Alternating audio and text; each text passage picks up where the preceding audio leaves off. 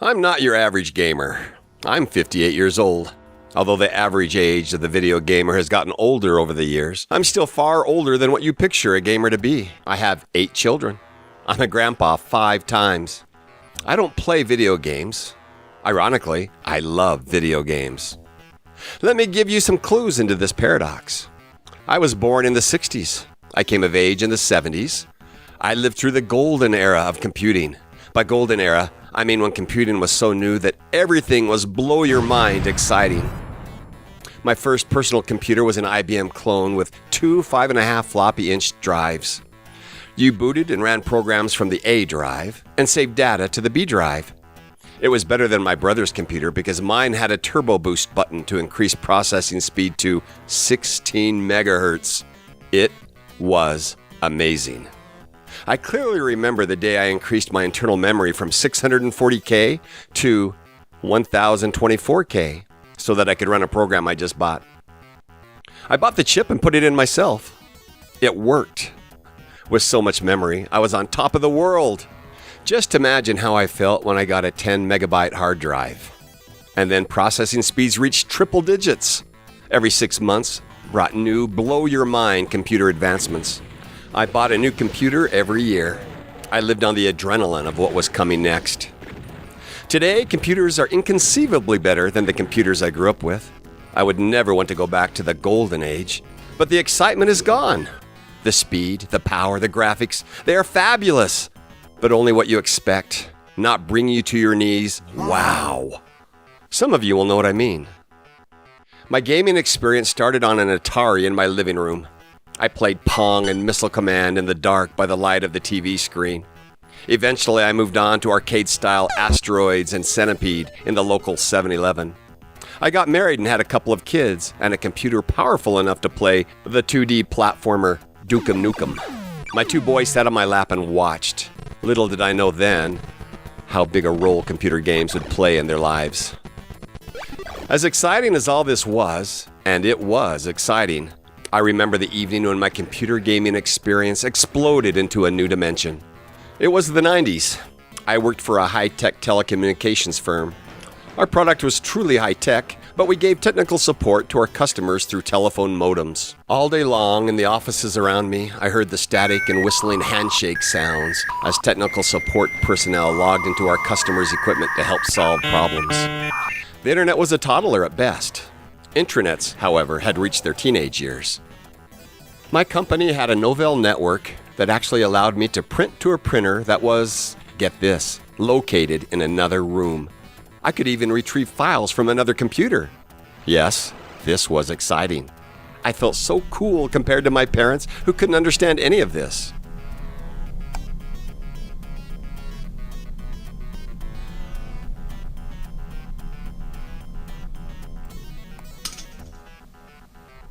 Linda. One evening, I was working a little late. The tech support employee in the next office was working late also. At least I thought he was working. Then, through the brick wall, I dimly but clearly heard the sounds of battle. What the? I walked to his office and looked over Steve's shoulder. On his computer screen, I saw the end of what looked like a Gatling gun. In front of the gun, down a creepy bunker-like hallway, I saw monsters. One shot a pixelated fireball towards us. Mind you, I didn't think it was pixelated then. Frankly, it terrified me. Then Steve opened up with the Gatling gun. I could see the bullets striking. I could hear the monsters screaming. I saw pixelated blood on the walls and on the floor. Steven ran out of ammo. Undeterred, he pulled out a pistol, emptied the magazine, and then charged in with his bare hands. Steven had been a Marine in real life. He died anyway. "What the heck is this?" I asked. "Doom," he said. The intensity of the battle remained in his voice. "You want to play?" I wasn't sure. This was beyond any game I'd ever played. It was, I realized it just then, 3D. "Come on," he said, leaping out of his chair. I didn't know where he was going. He went to my chair in front of my computer and started typing away. He mysteriously downloaded the game from an unknown source on our intranet and set me up. "Just a minute," he said. He ran back to his office. I heard more typing. Then, yelling from his office, he gave me directions and I entered my first ever networked game. I saw a hallway in front of me and heard creepy sounds. In the next office, I heard battle begin again. As I said, Stephen was a Marine. He begged for trouble. I, on the other hand, was terrified of it.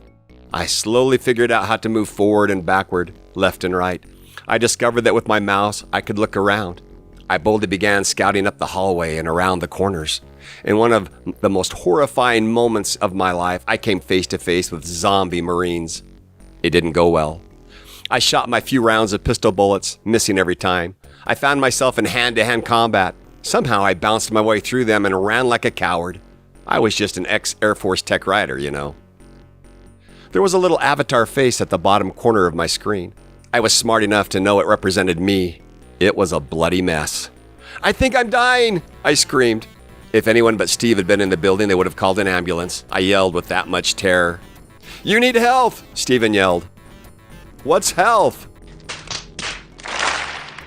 Even from my office, I could hear the palm slap against forehead. "I'll come get you, just wait!" I had no idea what he meant. And this is where it happened.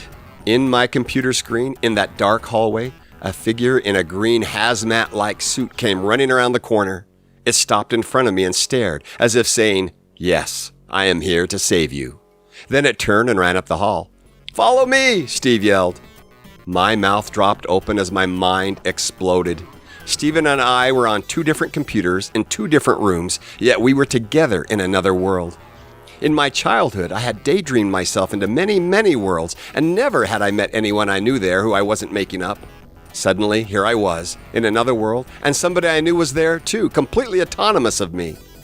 He led me to health and then took off, looking for more trouble.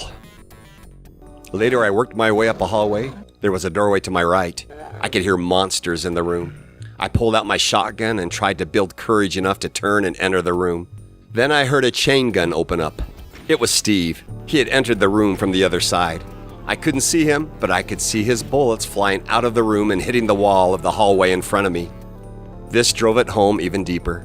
My workmate in the next office was doing something in another location in this game, and I was seeing the effects from where I was. We could almost touch each other through our computers.